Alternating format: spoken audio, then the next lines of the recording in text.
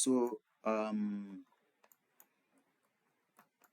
you see here we have this place, and then people want you to come and do a topographic survey here to know the elevation of this place. And like I said, if you look here, you see here that as I'm moving this, you're seeing that there is a changes in the elevation. So you can see down here we have 123, that is 1523, but up here we have 1043. So that means there is a very heavy change here. And then maybe because of one or two things, they wanted to do a construction, and then they want to call you as a surveyor to get. Remember, this data you are using is not as accurate as when you use LiDAR data or a data you collected in the field, but at least this gives you a general understanding of how this place looks. And when you are working on a big construction, like they want to do a survey of maybe route or railway that is big, so you can use it to actually get to know what does that place look like. Now what I want to show you is a little way of how you can get elevation from Google Earth through incline it with other data, because it's just like you're using a GPS visualizer to get what is there. So to get that done, what I'm going to do is that I'm going to click on this dot line and I'm going to type it as Lydia. And this place you see here, at any point I click, you can see here that gives me this point around it. So for me, I need to get as many as points as I can get here. So what I need to do is I'm just drawing a line across it. So I'm just doing line drawing across it. I can also generate it here, but I just want to say this is the place I want to get the what the elevation looks like. So what I did was that I go to the path, drawing of a path, and then I am now using my mouse and I left click and I'm just hovering my house like drawing it over here. So what I'm doing is that I'm just trying to add establish point around this place that I just want to work on, and that's exactly what I'm doing. So what I did is that I go to the path, adding a path, and I'm dragging this thing around it. So I'm not doing any other thing. So I'm just dragging my cursor over it by holding left clicking and pinning it down.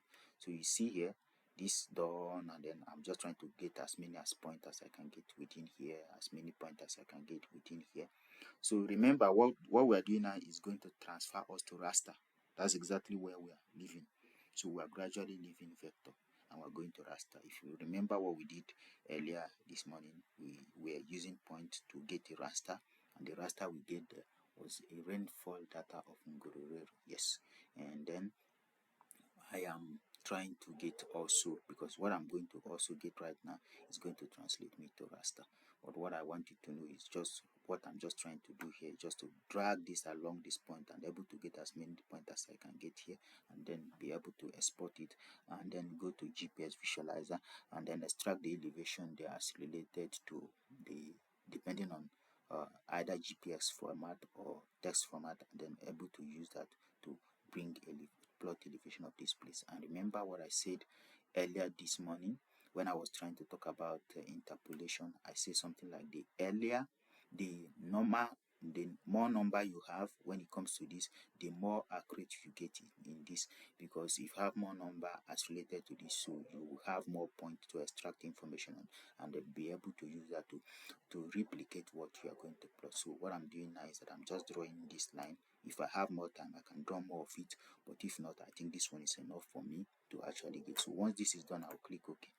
You see here, I put it Lydia, so let me rewrite it so that Lydia, I'm trying to write her name, so Lydia here, and you have it here. So once I have this Lydia here, I will right click here and click on Save Place As. Now I'm going to download. I'm just going to do it in download here, and I'm going to put Lydia here in download and save it. So you see I've saved it here.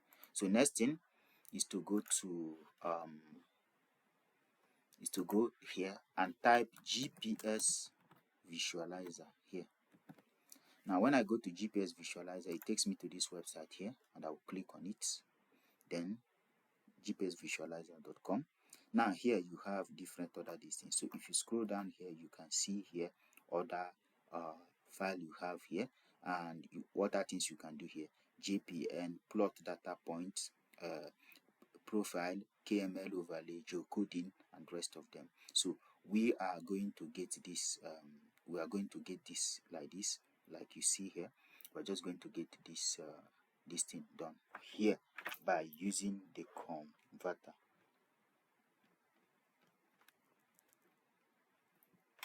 All right, so I go ahead and go in here, and then you see here that we have to plane point or rest of them. This is converting test to G or GPS. So this is when you want to make a conversion. Then if you don't want to make a conversion, you can return here. You can see the menu here. This is menu. This is calculator. This is download map, convert file, make file, lookup elevation. So if you click up on lookup elevation, it's going to take you here. Now this is them database, and if you read here very well, you can see where we are going to get the data from. So you can see where it is taking its source from. So you get to see this thing here. Now here is where we have elevation, them database, GPS visualizer. So I'm going to go ahead to click on this. Is, or if you look at the URL, you see that it is this gpsvisualizer.com/elevation. If you go here, and I'm going to load the data, I'm going to download Lydia, and I will click open. And when I click open here, if I have the URL, I can provide it. But if you look at, you see convert and add elevation. This is draw elevation, this is metrics, but what I'm interested in GPX file. So first, I'll use this opportunity to show you how to use GPS file in case most times you collect data in GPS, for how do you bring it into GIS. Now the second one, I'm going to convert it to plain text. The first is when you do this thing, click on convert and add elevation. So when you click on convert and add elevation, it's going to come up like this, and then it's going to write this for you, so you can see what it does here. Look at the output. Now this also answer the question we were talking about with Honore, where he asked about how does he shoot. I think it is Lydia or any of you that asked the question about this. So you can see this is in a file different from shapefile. So this thing can also be translated to different things, but you can remember this when I was trying to explain to you. So first thing I need to do is to download this. So this is download. I'll click here, and you can see it have downloaded to .jpx file. That's number one. Now I'm going to return back again because I want to show you two things, and I'm going to change it from JPS file to plain text. This is in case you want to do it in any of the way, and I'm going to click on this, and it's going to download, and you can see now it is in plain text. You can see the name Lydia.kml, and it's in plain text. Now if you look at it, you see now that it is written TXT. I'm going to click here, and that is also downloaded. So both are downloaded. Then for the sake of what we are doing, I'm going to return here, and then I am going to select this one and this one, and I'll cut it. Then I will return to where our location, because I want to put them in our location here. This is, yes, this is the location here. And then I'm going to say GPS Vish, so that I'll just put the data inside there and I will know where it is. So I'm going to just paste it here. Now I do these two things, both of them are the same thing, but I just wanted to show you how you can get it done. Now I'll return to ArcGIS, where we have here ArcGIS Pro. Now this data here, if I go here under data to add any data here, so you can see here that if I go to here and paste the location, what happens, then it brings me here. Now the only thing you see here is test, whereas if you see here we have GPS visualizer. The GPS exchange format is what we call GPX. So GPS, now you can see the meaning. So the only thing we see under ArcGIS here is only the test. So I'll go ahead and add up the test now, because this is the one I want to add now. So you can see the test here. Now I can decide to right click on it and display longitude and latitude. Once I right click and click display longitude and latitude, you can see this here, and then I can go here and select altitude, which is elevation. By default, I don't care because I just want to show you something, and I can go ahead to click on add, and that's going to add it for me. So it's going to run and bring in this shape file, which I have converted into in here for me. So you give it a bit time. I don't know what it's thinking, but whatever it's thinking is definitely going to come.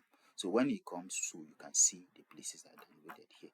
So ideally, this is Kigali, and it takes Sri to Kigali. So for the sake of this, I'm going to click on this and turn off this, so that we only focus on the data we want to work on.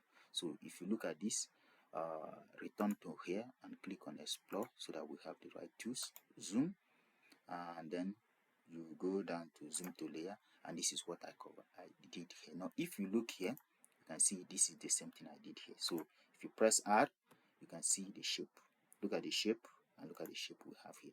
This is all the points that I've been clicking, and those things I was drawing over there was able to give me the total point of 2886 was what I generated within this place. So you can see the point file here, and if you open the attribute information, you should be able to see the total number of points that you have here. So you can see the longitude, the latitude, the point here, elevation here. So this is a way to get them. What is the name? Lydia as a folder, and everything here have been added to me. The names, there is no name, but you can see the longitude and latitude. Now what does it happen?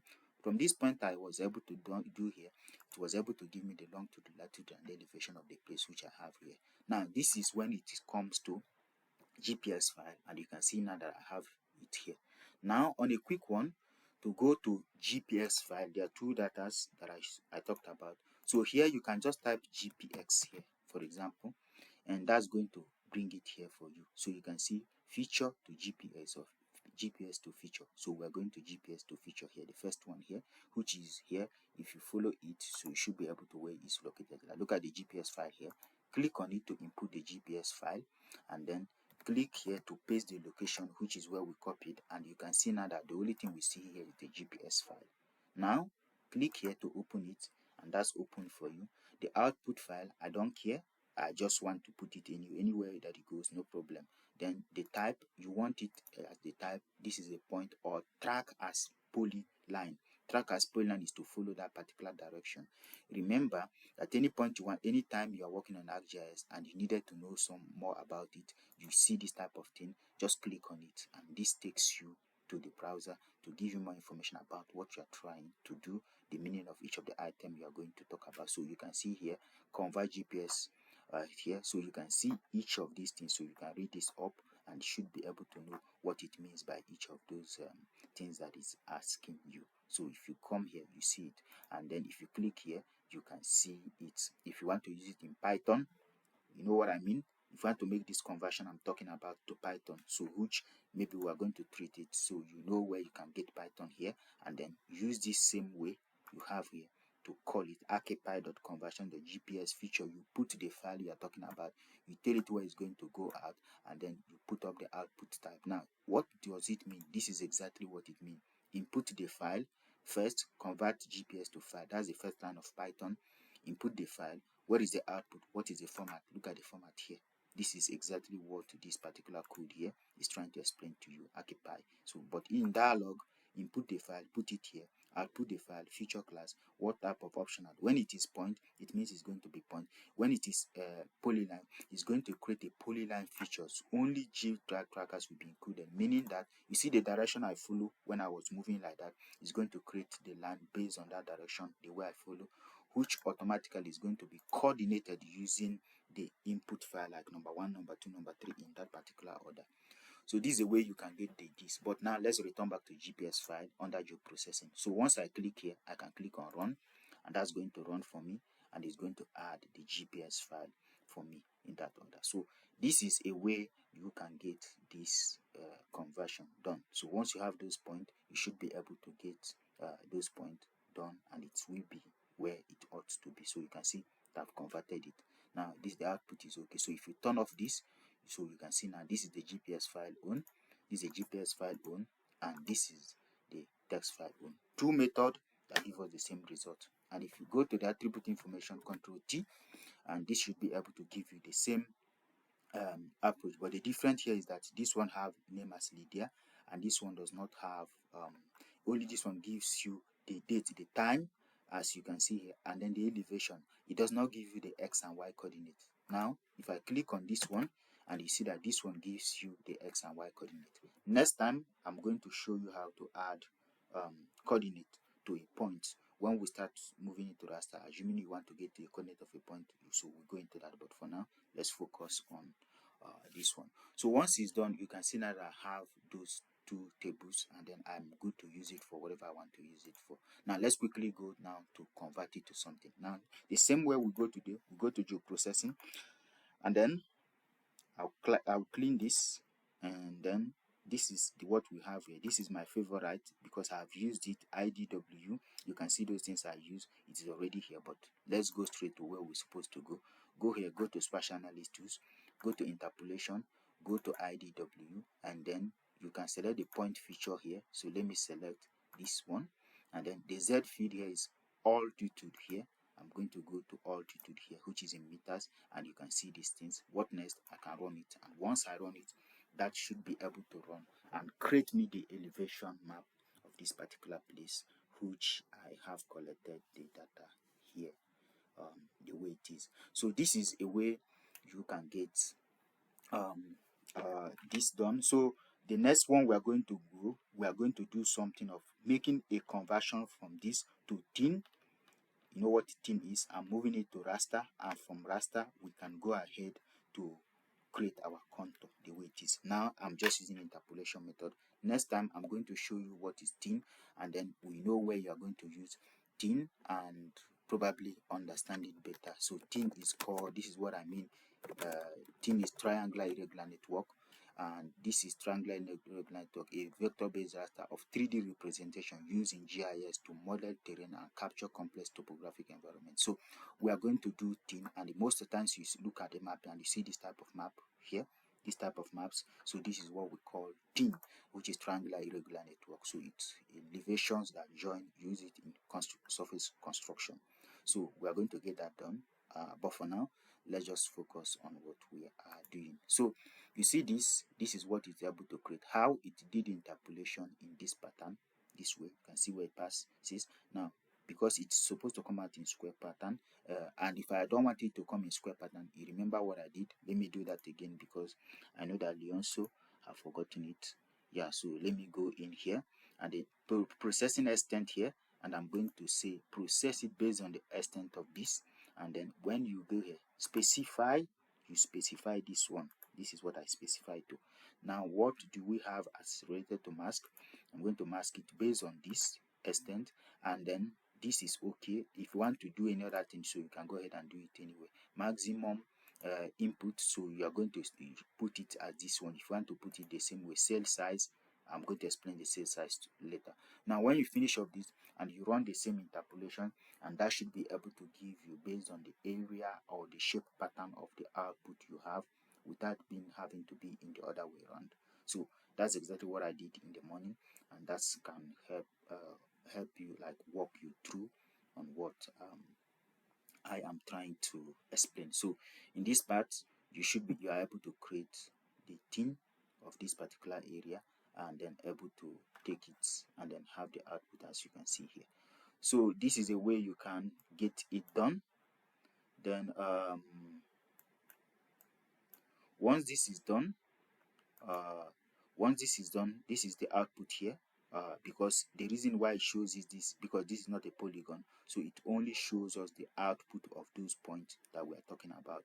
That's why I don't want to go deep into it, but this is the output as you can see here. So we are going to ignore the output for now and focus on what we are doing. So now that's the output. Okay, so when you have this, so this is what it gives us at output, the second one we did.